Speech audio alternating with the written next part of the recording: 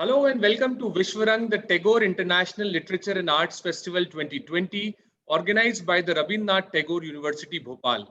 My name is Siddharth Chaturvedi and I welcome you all to this session as the co-director of the Vishwarang Festival. Vishwarang is one of the biggest virtual celebration of Indian literature, arts, cinema, and culture at the global stage. The festival goes truly global this year, with 16 countries joining hands and celebrating the essence of Indian culture across the globe. And today, we are in conversation with one of my favorite authors, someone who has literally established the mythological thriller or the mythological fiction genre in India, someone whose writings have literally taken the literary world by storm, and someone whose journey serves as a sheer inspiration today to several aspiring readers and writers across the world, none other than the author Amish Tripathi. Amish, welcome to Vishwarang 2020. Thank you so much for having me, Siddharth. Welcome to Vishwarang, Amish, and let's begin the conversation. I'll give a very short introduction of our speaker today, and then we jump right into the questions. So Amish is a diplomat, author, and a columnist. He has taken over as the director of the Nehru Center in London in October 2019. Amish has been listed amongst the most powerful Indians by India Today magazine in 2019. Forbes India has regularly ranked Amish among the top 100 most influential celebrities of India.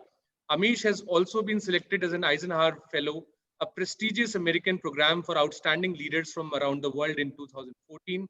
Amish published his first book in 2010 and has written 8 books till date.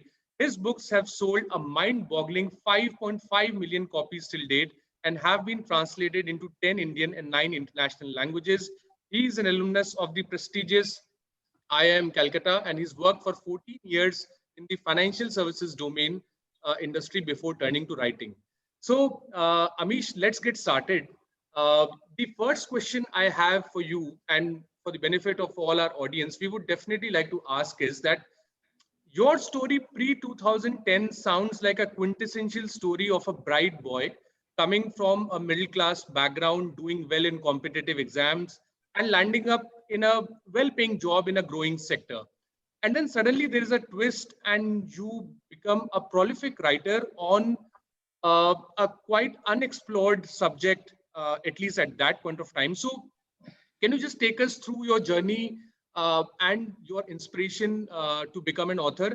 And can you take us back to that specific aha moment when you decided, no, this is my calling and I have to start writing now? So can you take us through that phase of your life to begin with? A very good question to start with, Siddharth. And if I may paraphrase Shakespeare, some people are born writers, some people achieve a writing career after a lot of hard work, and some people have a writing career thrust upon them. I am from that last group. I never really planned on being a writer or an author.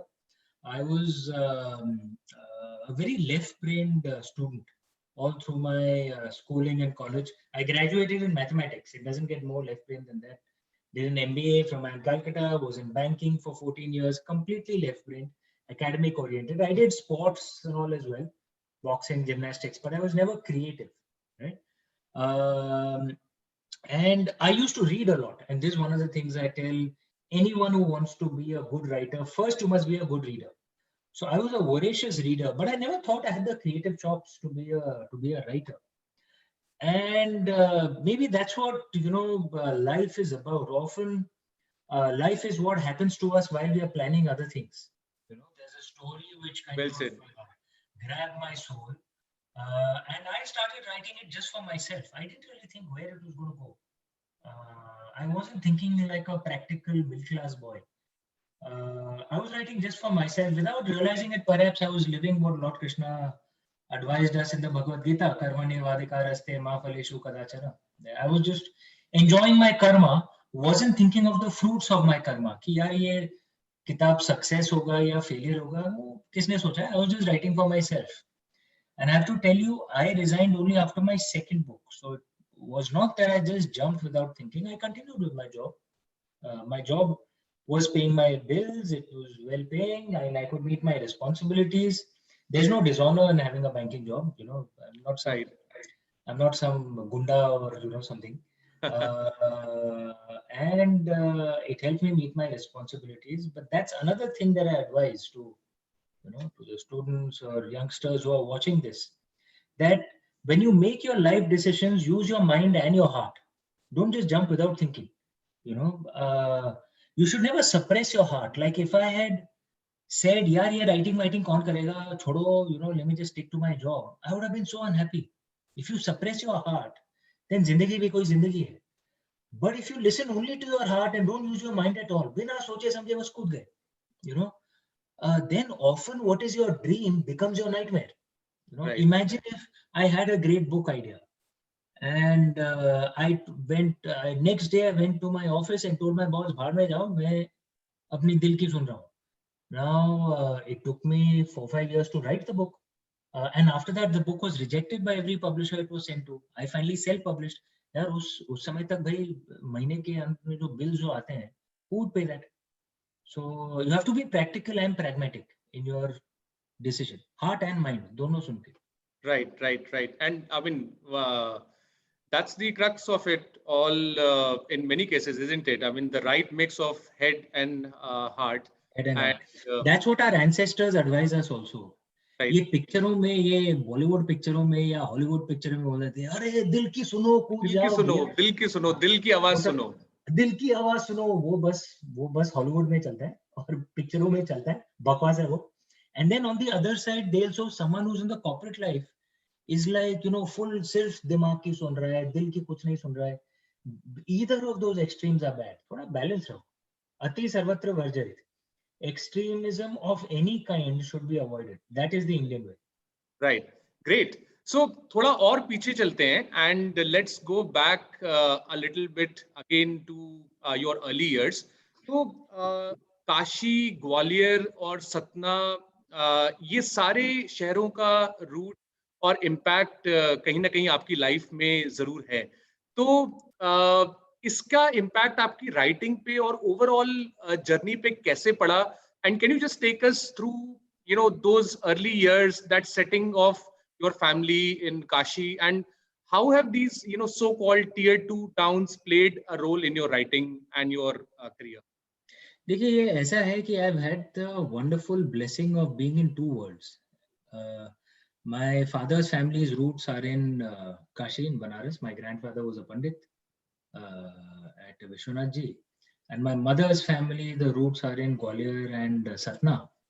And most of my early years were actually spent in Odisha, in a very, very small place called Kansbahal. It was outside of a town called Rourkela, where there's a steel plant in western Odisha. So much of my life was actually in this small town, India. My parents are educated in the Hindi medium. So we are completely rooted, completely traditional. At the same time, my parents had this, because they suffered a lot because they didn't know English well. They were talented, but they won't get good jobs. So they decided that their children will not suffer what they suffered. There are 4 of us children. So the moment they could afford it, they sent us to schools, which was way beyond their income and class level and social class level. So when we shifted to Mumbai, we were sent to Cathedral and John Convent School, where my friends, the cost of the shoes that they wore was more than my father's salary. They sent us to those kind of schools. And my mother used to say, तुम ये अंग्रेजी वालों के सामने सहमोगे नहीं, डरोगे नहीं इनसे, क्योंकि हम लोग हारते कब हैं? जब हम सहम जाते हैं, डर जाते हैं. कि we don't even try to compete because we think यार ये तो बड़े लोग हैं, हम छोटे लोग हैं. Correct? She said वो मानसिकता ही नहीं होनी चाहिए. You should see them from your growing up years, so that there's no fear in your mind. Then you will compete the way it should, the way you should. So we were actually blessed with both these experiences, and that was because of the tremendous sacrifices my parents made. Right? At the end of their lives, they had no savings because their only savings was the education of us, 4 of us children. No house, they had nothing basically. Right? And slowly now the family has become wealthier. So now all of us have houses, everything. But Right. by the time we got into jobs, the four of us children, my parents had absolutely nothing except the education of their four children. Right. But because they did that, we could succeed so much more. And it was the sacrifices for our parents. And again, there's some suggestion that I want to give, that all of us who are young, we should never forget that we stand on the shoulders of our parents, on the sacrifices that they have made for us. Absolutely. And we should always remember that. We should always be grateful for that. Yes. No, wonderful thought, that one. And education as an investment also, coming through, and it does pay. All of you who are listening and listening to Amish. So education and as an investment is a big investment to make, and that's what we hear from Amish. So just staying with that thread for one more question. So how exactly, you could have written about anything else. I mean, a writer is a writer. So how exactly did you think of this particular topic, and more so in during that time when I could imagine that this topic would have not been very publishing friendly. Of course, I mean, your books got rejected by the first set of publishers. So how did this mythological thriller or mythological fiction genre come in your mind? See, it's not that I was looking to be a writer. If I was looking to be a writer, then I would have done some market research. भैया क्या चल रहा है, क्या genre चल Correct. रहा है, Yes. उसमें research करते हैं, वो लिखते हैं. I wasn't Yes. looking to. I was very happy with my banking job. I wasn't unhappy. I'll not say it was a brilliant. I mean, it is boring banking, but it pays well. There's no dishonor in the job. Yeah. I was Of happy course. with it, right? And I was doing well. I was a member of the senior management committee. मैं सोच मैं CEO बन जाता कुछ. So it wasn't bad. It was more that a story came to me and I had no choice but to write, and I was writing for myself. Now, if stories come as inspiration, they'll come in an area where you have knowledge. I had knowledge in this area because of my family background. Like I said, very traditional family. We grew up with all our scriptures and our traditions. So I had knowledge in this. So therefore, naturally stories tended to emerge in this area. And you're right, when my first book was written, all publishers rejected the book because they said that, boss, your book has everything that could be wrong with a book. That's what I was actually told that. I said, I was told, ki, boss, the main market are the youth. I was told. I'm talking about 2008, 2009. Main market are the youth. The youth are not interested in a religious figure at all. Okay. They're not interested in religion. You have to write campus romance novels, or write some office,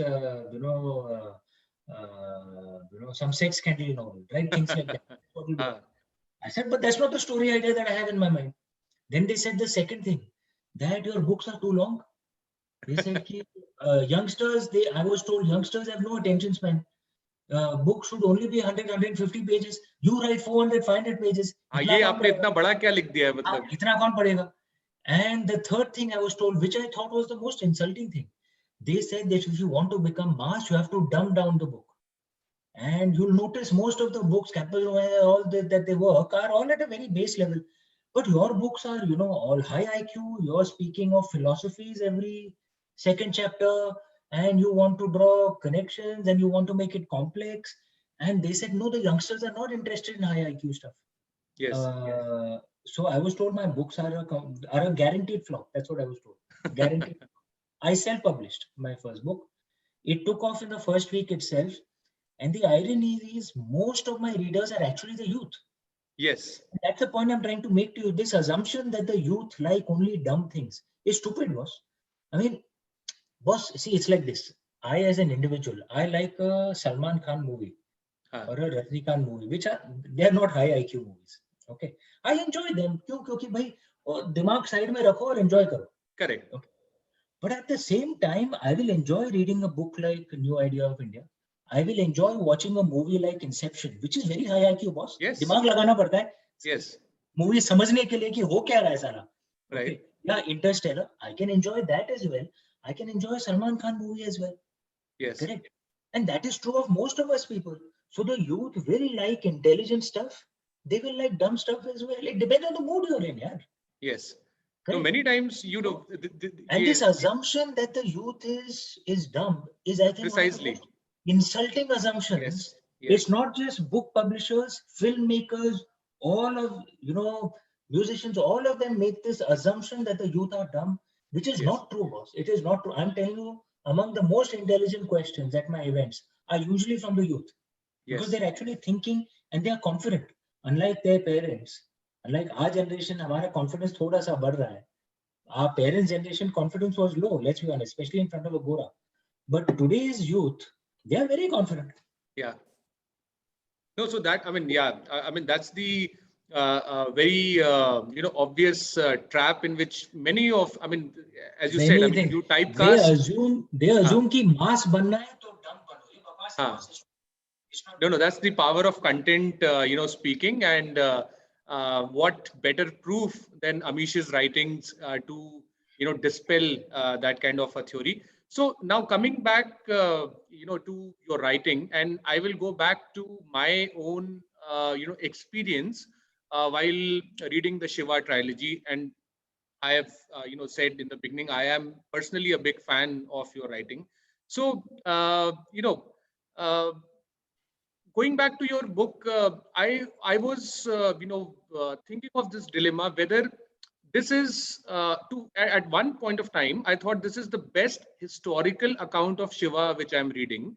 At the other point, I also thought this is just a fictional account based on legend. So the question for you is, and going back to what Napoleon said, that history is a set of lies that have been agreed upon.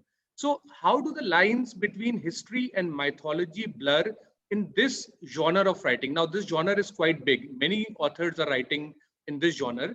So how do the lines between history and mythology blur? And what does the reader take away from this in terms of the legend and in terms of a historical perspective? Your thoughts?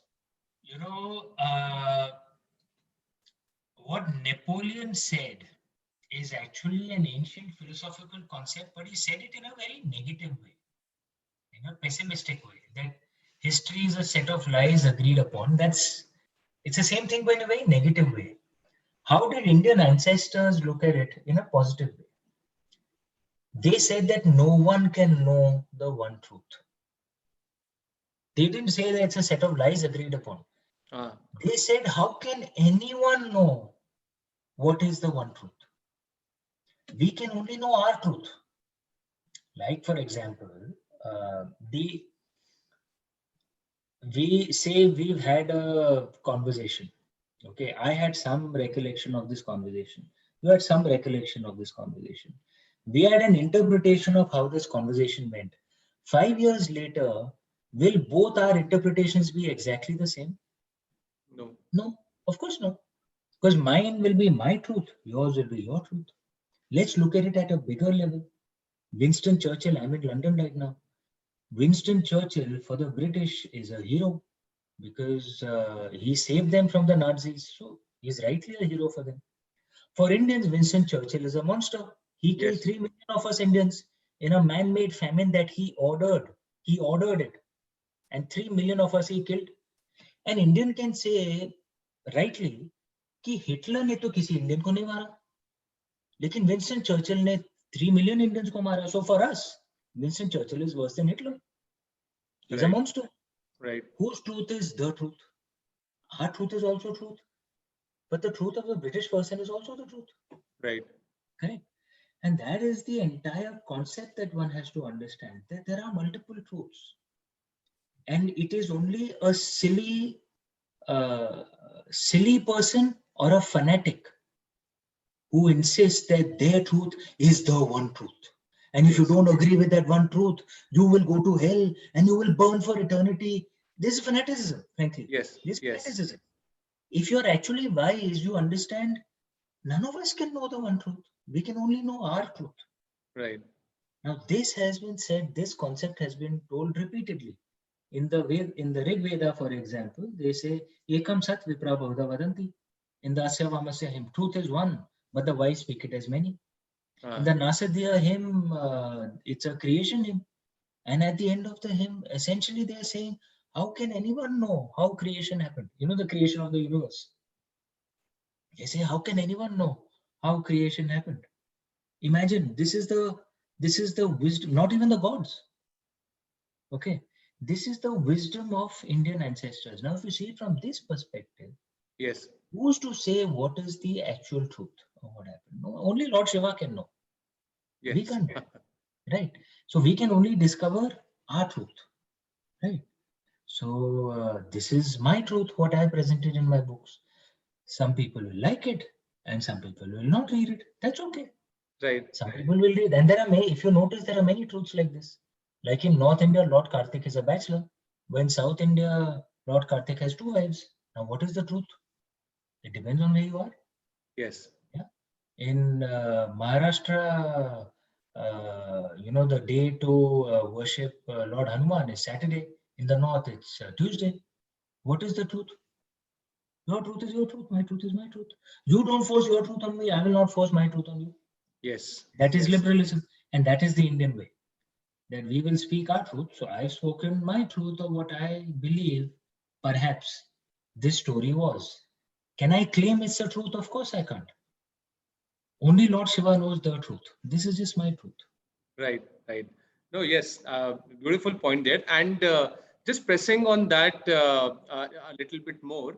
So you are at the core of your uh,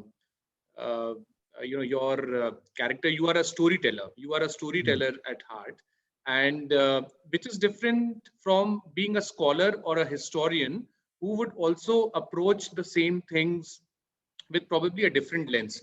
So my 2 questions are related to that. I mean, how exactly does the storyteller differ from treating the same facts which a scholar or a historian also would stumble upon?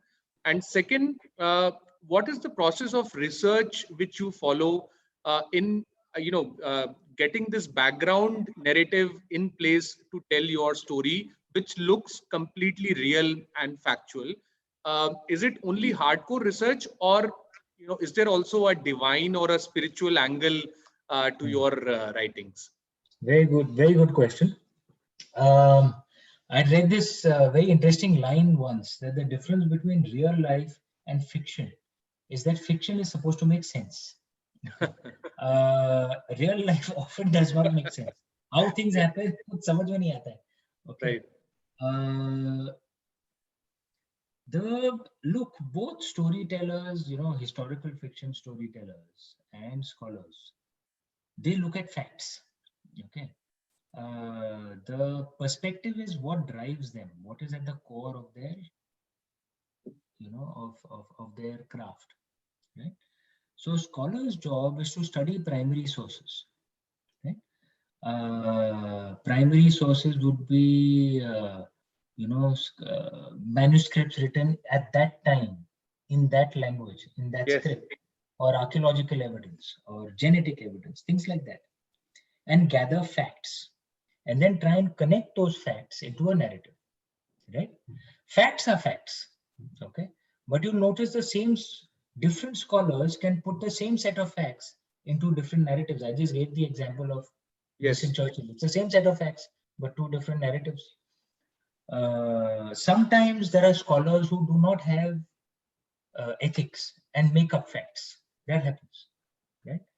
Like many of the British era historians who made up the greatest fiction since the play of Shakespeare, which is the Aryan invasion theory. They made up facts, right, to build up that theory. And there's still no archaeological evidence of an invasion. Mm-hmm. So I don't know if you've noticed, many of the establishment historians who support the Aryan invasion theory have quietly changed it to Aryan migration theory, because there is no evidence at all, archaeological evidence of Yes. an invasion. Yes. But even Aryan migration theory has enough holes in it. But the point I'm trying to make is, good scholars should not make up facts. Okay, facts are facts. Right. But it is very possible that on the same set of facts, different scholars can have different narratives. Clear example is Winston Churchill. An Indian scholar will see him worse than Hitler, a monster. A British scholar will see him as a hero. Same facts. Right. That's what scholars do. They pick out facts and build a narrative which builds those facts. And a scholar should never make up facts, because then he's not a scholar, right? A storyteller, at the core of a storyteller's craft is not facts. At the core of a storyteller's craft is some philosophies that he wants to convey, and he uses those facts to convey that philosophy. Like Legend of Suhaildev, for example. There is a philosophy that I want to convey, that when we Indians are united, we are unbeatable. That is the core of the philosophy, right? Now, there are facts which are accepted by scholars as well, that Mahmud Ghazni came, that he invaded so many times, destroyed Somnathji for his death and destruction, that Mahmud Ghazni was a Turk, he was not an Indian. No matter what Bollywood movies tell you, people like Mahmud Ghazni, Alauddin Khilji did not speak Urdu. Urdu is an Indian language. Precisely, yes. They spoke Turkic or Persian. They did not look like Indians. Those monsters have nothing to do with Indian Muslims. Indian Muslims are Indians. Mahmud Ghazni, Alauddin Khilji were Turks. They were Central Asians. They were foreigners. To us, they would have looked Chinese. Okay? And they would have spoken a language which we wouldn't have understood. कि साले बोल क्या रहे हैं? Turkic or Persian. हमको समझ में थोड़ी आता है Turkic. Okay. These are facts. King Suhaildev existed. That is a fact. Was there a Battle of Barraj? For most scholars, that is a fact.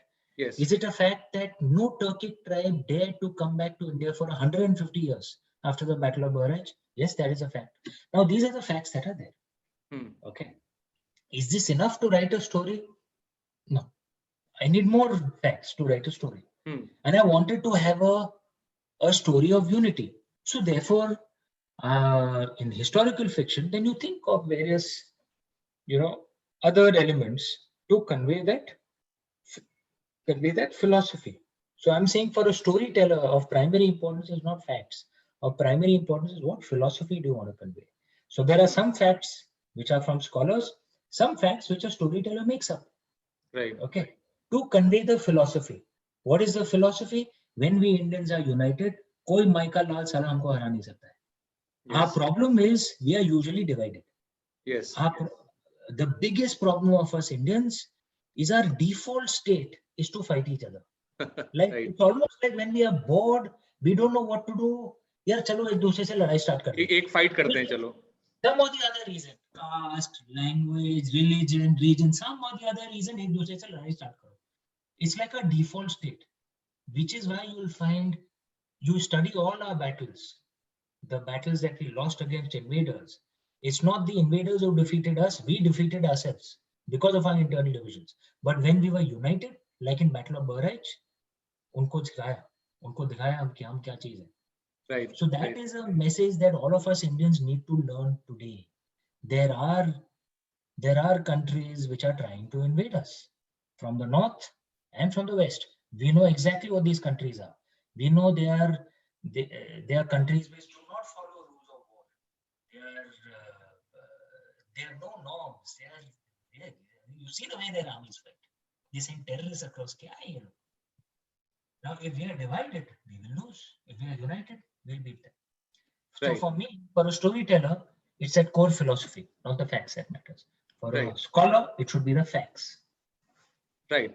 No, so I mean, beautifully put, and of course, and the message is quite clear that the same set of facts can be narrated in a different, completely different perspective. But a scholar should not make up facts. Yes. Like the Aryan invasion theory people in British times who made up facts. Yes, that brings me to my next question, which is very connected. Is that there is history and then there is a narrative.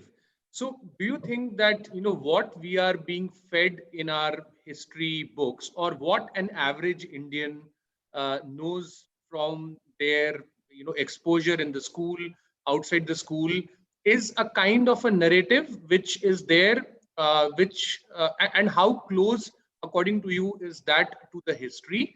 And my connected question is that, I mean, why don't we know enough about our glorious empires like Vijayanagaram or the Satavahanas or the Cholas or the Chauhans, or I mean, these are I remember in my history book, these are one paragraph devoted to each of these empires. So how is this entire narrative, how is this entire thing making sense to you, and what should be corrected so that at least we know more about our glorious empires which existed back then? There are three problems with our history books and our establishment historians, those who've followed for 70 years after independence. They followed the British path only. They were more British in mindset than Indian. So what are the three problems? First problem, excessive Delhi focus. Okay, I'm not against Delhi. It's an important city, but it's not the only part of India, boss. There are many other parts of India. Yes. You'll notice in our history books, if an empire was not based out of Delhi, it is wiped out of our history books. Yes. Unless the empire is too big to be ignored. The Mauryas are the biggest empire ever in Indian history in terms of population that they controlled, the biggest ever in human history.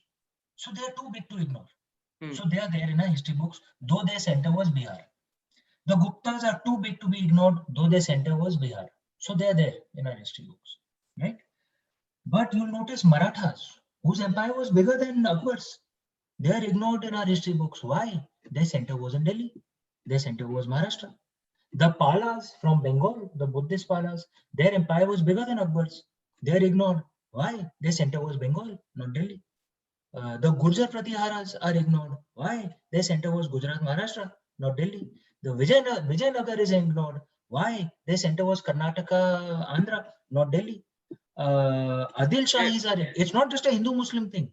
You'll notice even Muslims, Adil Shahis are ignored. Why? Because their center was Maharashtra, not Delhi. Okay. Maharaja Ranjit Singh is ignored. Why? Because his center was not Delhi, it was Punjab.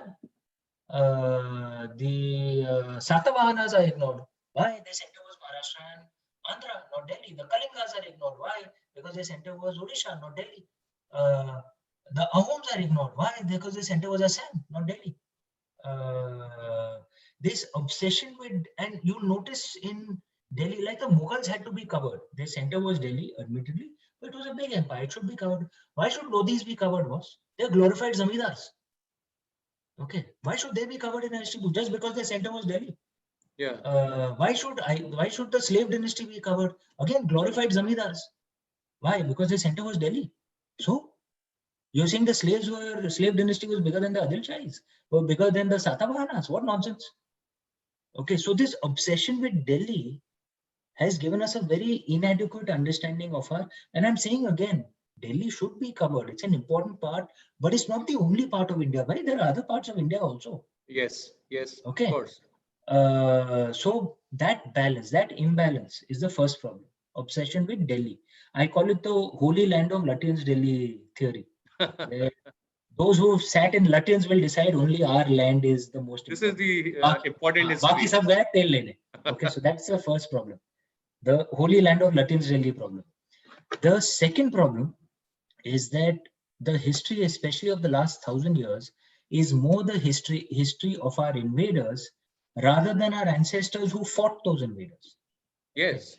So we are taught about Khiljis, we are taught about Tughlaqs, we are taught about Babar, we are taught about, first of all, the Mughals did not call themselves Mughals, they called themselves Temuria. Okay, descendant of Timur. They were all Turks from Central Asia, right? Okay. But legend like Maharaj Suheldev is ignored. Bajirao Peshwa, who was one of the greatest warriors the world has ever seen, for 39 battles, won every single one of them. Again, his empire was bigger than Akbar's. Okay. Before Sanjay Leela Bhansali made his movie, be honest, had you heard of Peshwa Bajirao? Yeah, no. I mean, again, wiped out of our history books. Yes. Harihar Raya, Bukka Raya, who founded, so it's not our ancestors who fought those invaders have been wiped out of our history books. We are taught more about our invaders, which is no country does this. Which country does this? It's really bizarre that you're taught about your invaders and you're taught every detail about your invaders is nonsense. Okay, that's the second problem. That it's more about the invaders rather than our own ancestors. The third thing, which is a corollary to the second problem, is because of this, we have an impression of our history that our ancestors were a bunch of cowards who lost every single battle for the last 1,000 years. We are taught that we are a defeated nation. When the truth is actually the exact opposite. India is the only pre-Bronze Age culture that is still alive. Every single other pre-Bronze Age culture has been wiped out. Those same Turks who came to India went to the Arab world as well, went to Europe as well. Yes. Okay. So essentially, two groups of people, the Turks and the Europeans, wiped out every single ancient culture in the world. Violently, most of them violently. Pharaonic Egypt, Mycenae and Greco-Roman,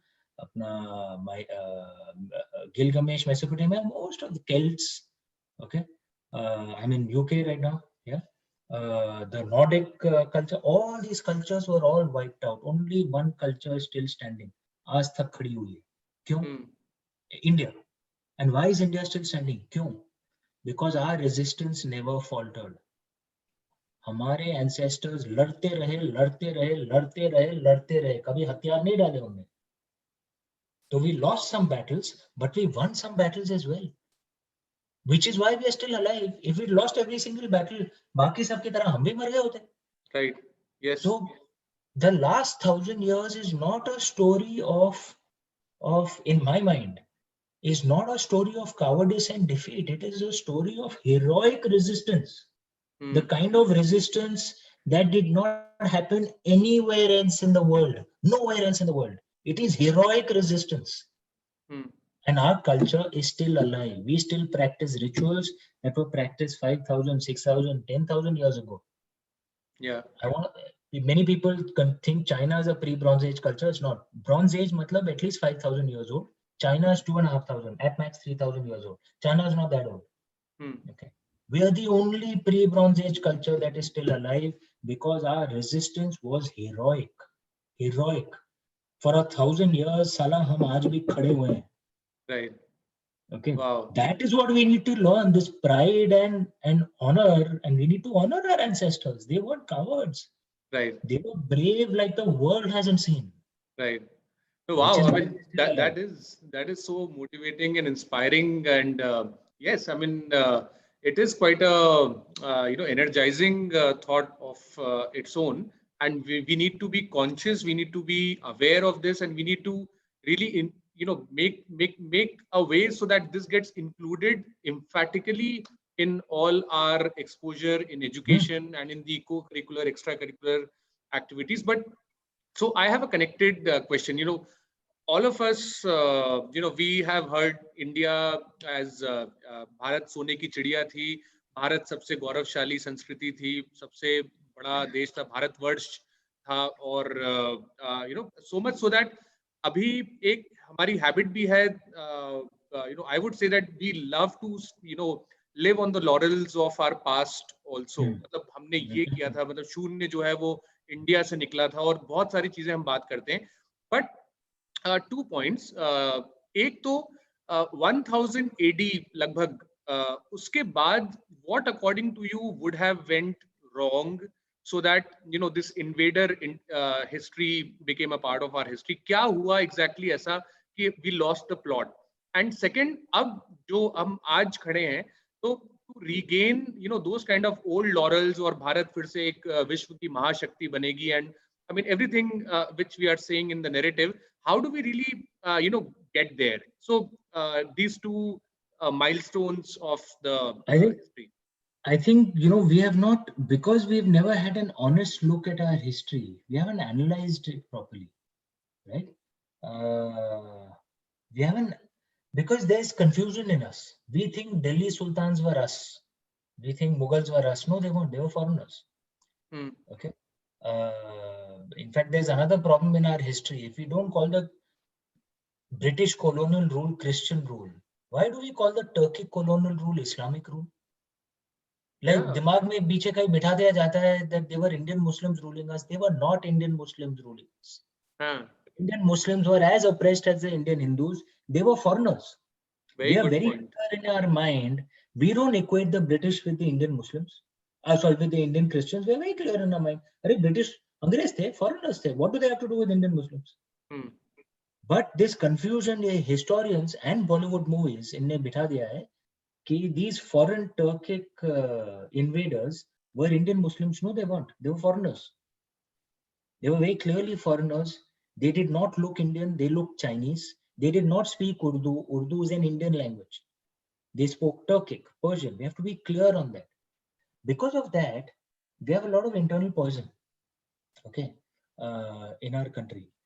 And this is an example of the divisions.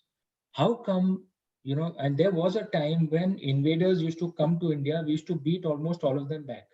The Huns who destroyed Europe had come to India as well, the Hunas, during the Gupta age.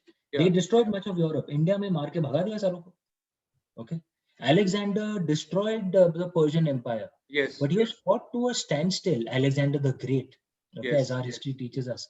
He was fought to a standstill by relatively minor kings of India in that time. Porus, which is the Greek term, his actual name was Puru or Pururavas, and there's confusion over that. We should use the Indian name. Why do we say Porus? In any case, he was the king of a quarter of Pakistani Punjab. That is it. Okay, Porus. Yeah. And Alexander was the emperor of all of Greece, Egypt, Persia, okay, much of the Eastern Mediterranean world, and he was fought to a standstill by this small guy. Yeah. He didn't even fight the major empire of that time, Nandas. So there was a time when we used to beat every invader back. Okay, we were never about offensive warfare. We outside of Rajendra Chola, we never sent armies outside of the Indian subcontinent. But we had great defensive warfare. We were able to beat back everyone. But there came a time from 11th century onwards, everyone was coming and defeating us. We haven't analyzed it enough. Why? One of the theories that I have is internal divisions. Perhaps that's when the caste system started becoming rigid. Okay? Internal divisions. People didn't have to defeat us, we defeated ourselves. That's one of the things we need to learn. Makes sense. It's a mistake our ancestors made. Internal divisions. We should not be internally divided. And I'm saying again, right now we are facing invaders. Yeah. We should be united. All 1.3 billion of us, of all religions, Hindu, Muslims, Christians, Buddhists, Sikhs, all of us, of all castes, of all language groups, of all regional groups, we must be united. That's a lesson we should learn from our ancestors. The second thing that comes with you said, which is true, is we try and just keep sitting on the laurels of the past, which is true. There was a time when India was the most influential country in the world. Angus Madison, a British historian, economic historian, had studied that for all of the first millennium, India was contributed between 30 to 35% of the world's GDP. Wow. America today contributes around 23% of the world's GDP. Relative to the world, we were that rich. Wow. Okay. There are 3 million Sanskrit handwritten manuscripts that survive till today. Wow. Ancient. And many of them they're not just religious texts, they're scientific, mathematical, navigation, so many. Okay. 3 million handwritten manuscripts, that's more than the rest of the ancient world combined. That was the knowledge production of ancient Indians. This was the wealth of ancient Indians. We would beat back all invaders. So we were kick-ass in every sense of the term. But you see from the 12th century onwards, we kept losing repeatedly to invaders. You don't see earth-shattering new inventions coming from Indians from the 12th century onwards. Our share as a proportion of wealth comes down. We need to analyze why. A lot of it is internal divisions, perhaps. We lost our abilities. There's a theory called catastrophic success, that a civilization is so successful for so long, the reasons for the success itself becomes the cause of their failure. Okay, because they are overconfident, they are become, they think दूसरों से क्या सीखेंगे. That fire goes out, like it's happening in Europe right now. The fire has gone out in their belly. You can see, Europe is relatively on the way down. Right. So we need to learn from the mistakes our ancestors made. We need to learn from the massive successes our ancestors had, and we need to create a better future. Right. What should we do? What will make our ancestors proud? Us just sitting on the laurels of the past, or us doing something worthy of our ancestors in the future? Then our ancestors will say, na, in Pitrulok, they'll say, हाँ ये देखो ये हमारे वंशज कुछ तो कर रहे हैं. Right. अभी अगर वो देख रहे होंगे हमको, उनको शर्म आती होगी कि क्या है ये लोग. Yes. Right. So I'll just pose one more question and then I'll take in a few questions which we've got from our participants. So my, the last question from my side is that we touched upon Sohail Dev, but I would like you to, talk a little more about your latest book and why do we, I've got my answer that why do we know so little about a great figure like Sohail Dev? But what exactly happened and what is the plot like? And can you talk a little more about the feared, the brutal Turk race and the entire tension which you would have sensed during that time? So let's talk about Sohail Dev and the plot there. Okay. Just give me 1 sec. I should get a copy of the book. Yeah. So just 1 sec.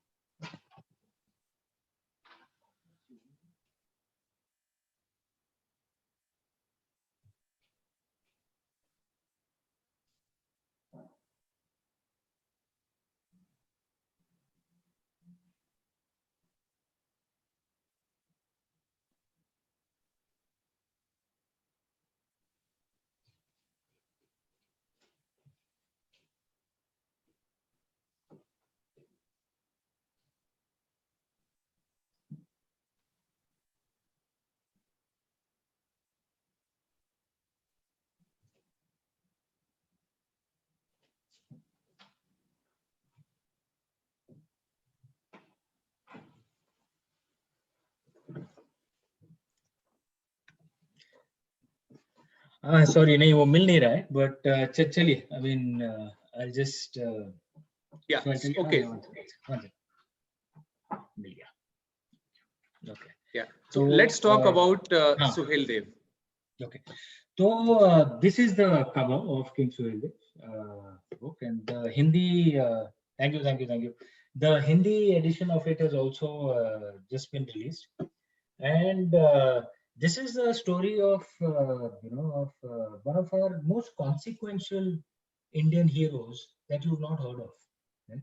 And it says something terrible about the biases of our establishment historians. Think of this story, okay? That this was a time when the Turks were the military superpower of the world. The Turks are originally not from Turkey; they're actually originally from Central Asia, right? And they.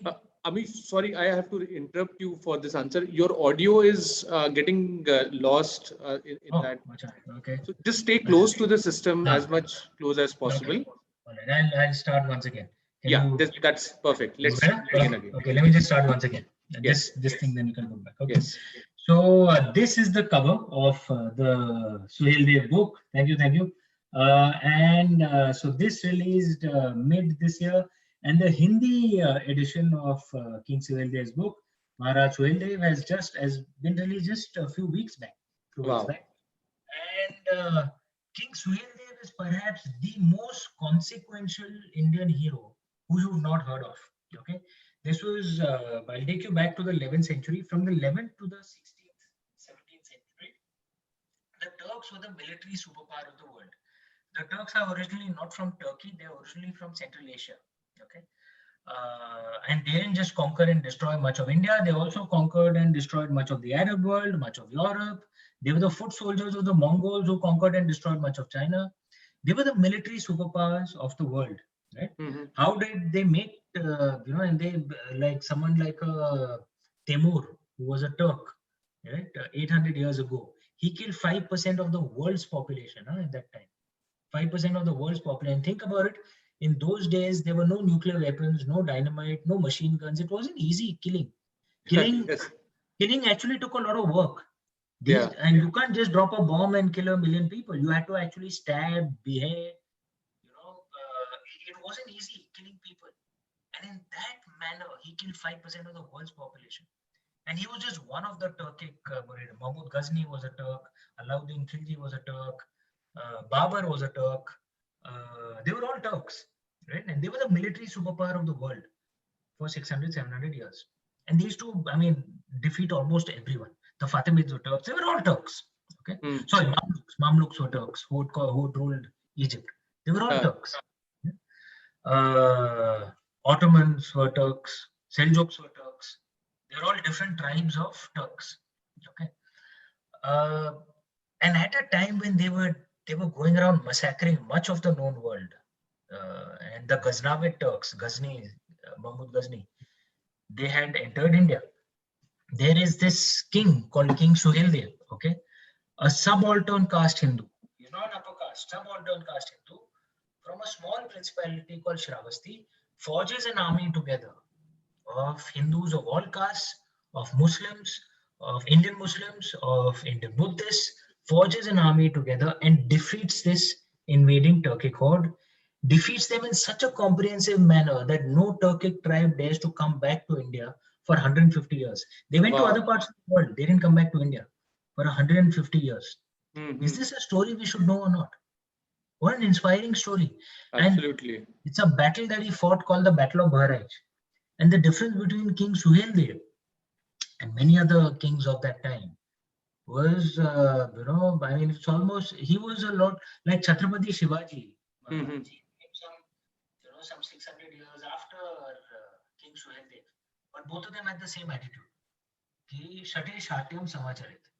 If you're facing a cruel enemy who follows no norms of war, you have to speak to that enemy in a language that enemy understands. Okay. Right. If you are going to follow norms and the enemy is completely ruthless and cruel, you will lose. Yeah. Right.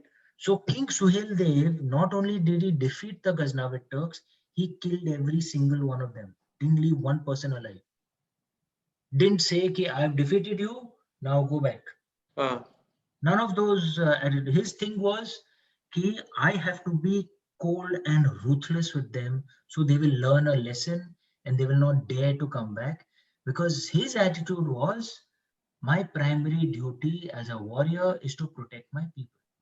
And if to protect my people, I have to be cold and ruthless to the enemy, I should be cold and ruthless to the enemy. This is a message we need to learn today as well. When the enemies we are fighting, especially the country to our west, we know exactly what they are like. Yes, on our western border. They have no norms, they're terrorists based there, they are worst with their own people. Right.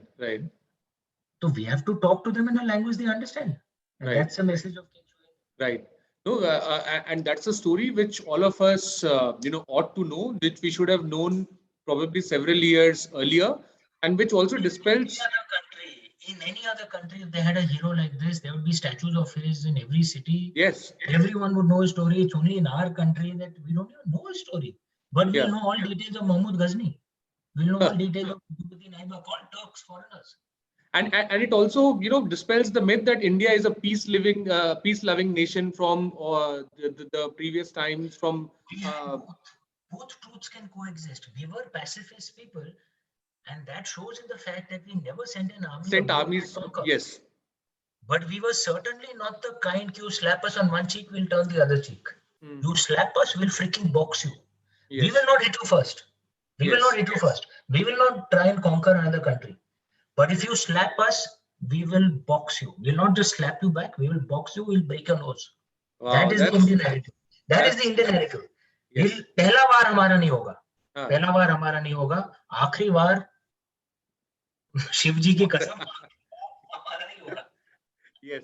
Oh, that's strong character. And so, I mean, on that note, I could have gone on and on with my questions, but I do need to take a few questions, which I would just request you to give, brief answers, since I have 4 or 5 of them. So I'll just start posing to them, and you can give, a quick answer to that. So, interestingly, the first question is there any mention of pandemic in ancient texts? Yeah, there is. So, in fact, many people don't know that India was among the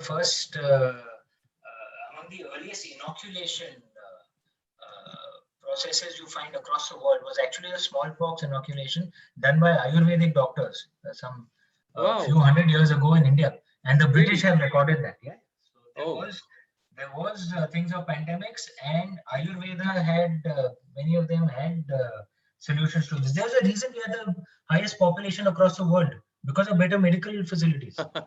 Yes, yeah, empirical evidence makes sense. Yes, right. Thank you for that. Next one, Amish, as a diplomat. So, how does, according to you, the world see India from outside today?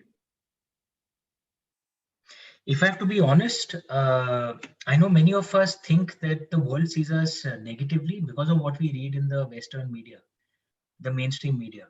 But the Western mainstream media has much reduced influence in the Western world also at this point in time. Largely, we are seen positively among most of the common people, among businessmen, etc. But the real problem is not whether they see us positively or negatively. The real problem is most of them actually ignore us. For a country which is the fifth largest economy in the world, the second largest population in the world, one of the most consequential countries in the world, India, most people actually ignore. We're not even covered that much. To me, that is the biggest problem. The fact that we are ignored. When we are seen, we are largely seen positively than negatively. Most importantly, we are actually ignored most of the time. Okay. Okay. Well, I mean, It'll that's change. As we become bigger, it'll change. But mostly we are ignored. okay. So that's yeah, that's some truth. Moving on to the next one. Well, okay, one. I'm talking about at a mass level, not At a mass, yes. political business level. I'm talking about at a mass level, we are largely ignored. Okay. Okay, the next one would require probably an hour on its own, but it is interesting, and hence I ask you. So your thoughts on the interrelation between dharma, spiritualism, and religiousness? Ooh.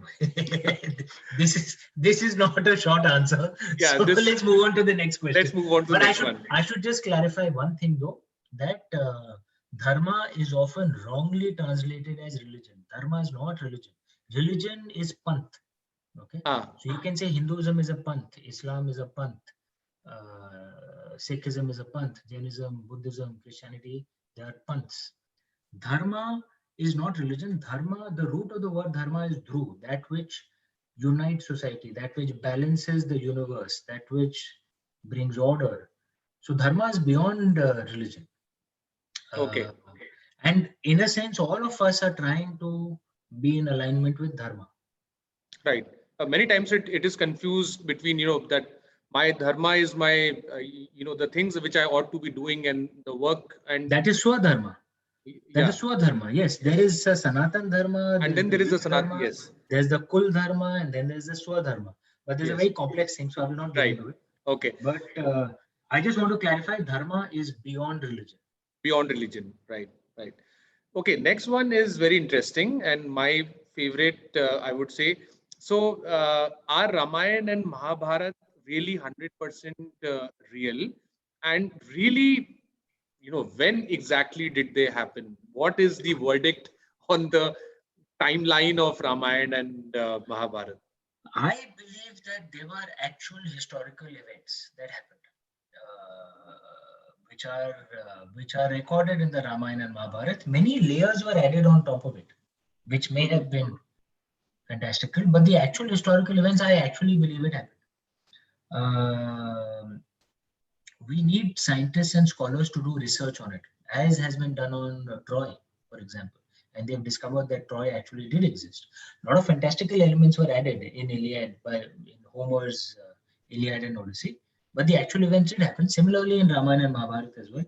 There are enough things you can work out. The descriptions of the, the nakshatras in that time gives you an idea of date because of precision. Yes. There are various things like this which can be used by scholars to find what was the truth. But I believe those events actually happened. I believe Lord Ram, Lord Shiva, Lord Rudra, Lord Krishna, Satima, Parvati, I believe they are our ancestors. I believe their blood runs in our veins. And I think that should inspire us, that we have to be worthy of that blood. Right. Okay. And next one is, Yeah, in the current scenario, the pattern of story consumption is changing very rapidly with ebooks, audiobooks, and and the advice always coming to us is to keep the story short or keep the video short, and the uh, gradually reducing attention span of the readers or the listeners. So, do you think this change is really going to stay, and are today's youth I mean, will they be more keen on reading shorter versions of stories in future, or how does this changing pattern come figure in your plan of things? The way I see it, there's a very interesting play out happening. I'm 46 years old. In my generation, we would give average attention span to most things. Right? We won't give too little, we won't give too much either. Right? So, for example, I worship the ground Amitabh Bachchan walks on. I'm his biggest fan. Okay? But I cannot watch 6 movies of his one after the other. I cannot. I can't do it. Yeah. Right? You find the youth today, there is no average attention span. Either they give you nothing or they give you everything. Okay. Have you noticed that? Right. That either they'll give you just 10 seconds, like an Instagram post, or a Twitter post. That's it.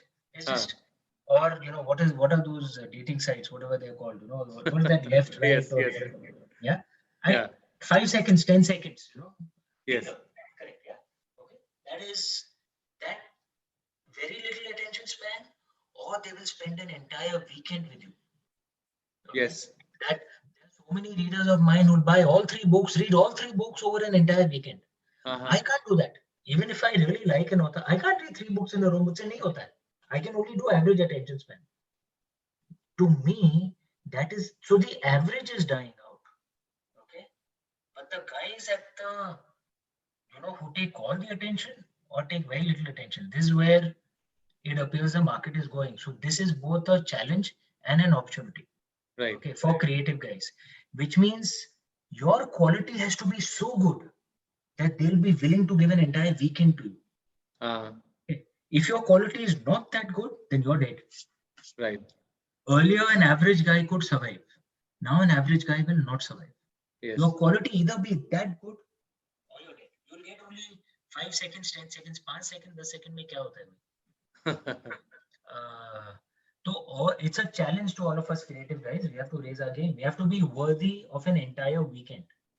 And remember, when you're demanding an entire weekend from someone, you're not just competing with other books. You're competing with a series. You're competing with a date they may have. You're competing with visits to the mall because you're asking for their time. So you're not just competing with other authors. You're competing with, and not just Indian Netflix or Amazon series. You're competing with international Netflix, Amazon series. Yes. You're competing with a mall. You're competing. If there's election season, Modi ji is making speeches. You're competing with that. How do you compete with that? Right? Yes. People like watching it. Right? Now, so you're competing for their time, which means you have to raise your game. Right. It has to be top quality. Right. Okay. I have time for just the last 2 questions.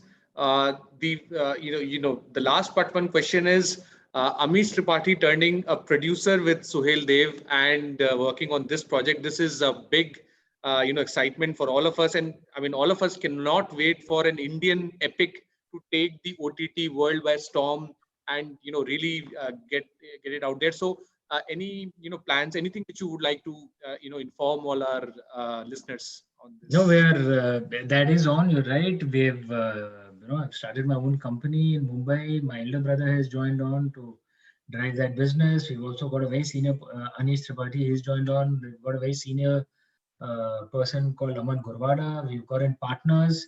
Wow. We've started the scripting already. Directors attached, so we are moving fast. Great. And we are hoping that a good movie, a worthy movie, a movie that is worthy of King Suhail Dev will come out soon. Great. Okay, and the last question, which is related to the literature festival and this platform which we are speaking on, how do we really promote Indian literature, Hindi and other regional languages literature in India and abroad? And do you see a bigger role of translation services in future? I completely translations are critically important. I insist my books are translated into all major Indian languages. They sell very well also in Hindi. My books have been translated into Hindi, Bengali, Marathi, Gujarati, Odia, Telugu, Kannada, Malayalam, Tamil, Assamese, and they've sold well in all those markets. So there is a massive market. The only thing that's missing perhaps in Indian language books is proper marketing. So we need to, unlike English language books, so publishers need to market those books a lot better. Right. Great. So thank you so much for those answers. We could have gone on. It was such an engaging conversation. It was such an enriching conversation. So that was Amish Tripathi speaking at the Vishwarang Virtual Festival 2020 and opening up on his inspiration, on his thoughts, on his perspectives, and the way forward, if I can call that, for literature and Indian economy in future. So I would like to wrap up this session with two of my favorite quotes, which come back beautifully to this session. One on myths, which says, when we lose our myths, we lose our place in the universe. And finally, connecting back to the magic of books, books are the quietest and most constant of friends. They are the most accessible and wisest of counselors and the most patient of teachers. So continue reading, continue watching good stuff at Vishwarang. And thank you so much, Amish. We wish you all the very best, all the success, all the good wishes. I know from the entire youth fraternity of India, I'm connected to so many students, so many of my friends. They're all your big fans. May you keep writing like this and keep inspiring so many readers and listeners across the world. More power to you. Thank you so much for joining at Vishwarang 2020. Thank you so much, Siddharth. I had a wonderful time. Thank you. Thank you. And stay tuned for more exciting content coming up on the Vishwarang YouTube live channel. Stay tuned. Namaste. So bye, that Siddharth. was it. Yes. So thank you so much, Amish. And I would just like to inform that this year, the festival went global, and 16 countries actually took this Vishwarang banner, and they celebrated Vishwarang UK, Vishwarang USA, Vishwarang Canada. And there are a lot of these NRIs and also the Hindi Samitis or the Sanskritic Samiti of these countries, and a lot of Indophiles which got associated with this. So Vishwarang UK was celebrated in association with Vatayan, and we had a good participation from all these countries. So this is our second year, and we really hope that we could invite you to Bhopal. I'm based out of Bhopal, and we are based out of Bhopal. Probably next year when we host this festival offline. We'll certainly try. All right. Okay. Bye. Thank you so much. Bye. Take care. Stay safe. Bye. You too. Bye, buddy. Bye.